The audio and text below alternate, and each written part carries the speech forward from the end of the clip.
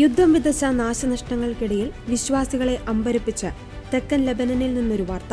Israel Hezbollah സംഘർഷം രൂക്ഷമായതിനെ തുടർന്ന് തകർന്ന പള്ളിക്കുള്ളിൽ നിന്നും 47 ദിവസങ്ങൾക്ക് ശേഷം നടത്തിയ പരിശോധനയിൽ തിരുവോസ്തി യാതൊരു കേടുപാടുകളും കൂടാതെ കണ്ടെത്തി. തെക്കൻ ലെബനനിലെ തിപ്നിൻ എന്ന ഗ്രാമത്തിലുള്ള saint George Melkite Greek Catholic പള്ളിയിലാണ് ഈ സംഭവം നടന്നത്. യുദ്ധത്തെ തുടർന്ന് പള്ളിയിൽ നിന്നും വിശ്വാസികൾക്കും വൈദികനും ഒഴിഞ്ഞുപോകേണ്ട അവസ്ഥ വന്നിരുന്നു. ഏപ്രിൽ 17-ന് വെടിനിർത്തൽ പ്രഖ്യാപിച്ചതിനെ തുടർന്ന് പള്ളിയിൽ തിരിച്ചെത്തിയ ഫാദർ മരിയോസ് ഗൈറളയാണ് കേടുപാടുകൾ കൂടാതെ തിരുവോസ്തി കണ്ടെത്തിയത്. പള്ളിയുടെ ജനലുകളും ഭിത്തികളും തകർന്ന നിലയിലായിരുന്നുവെങ്കിലും അൾത്താരയിൽ സൂക്ഷിച്ചിരുന്ന തിരുവോസ്തിക്ക് യാതൊരു മാറ്റവും സംഭവിച്ചിരുന്നില്ല. യുദ്ധം മൂലം 47 ദിവസങ്ങളോളം പള്ളി അടഞ്ഞുകിടക്കുകയായിരുന്നു. സാധാരണഗതിയിൽ ഇത്രയും ദിവസം കഴിഞ്ഞാൽ ഓസ്തിക്ക് കേടുവരുവാൻ സാധ്യതയുണ്ട്. എന്നാൽ ശാസ്ത്രീയമായ വിശദീകരണങ്ങൾക്കതീതമായി അത് പുതുമയോടെ നിലനിന്നുവെന്ന് വൈദികൻ സാക്ഷ്യപ്പെടുത്തുന്നു.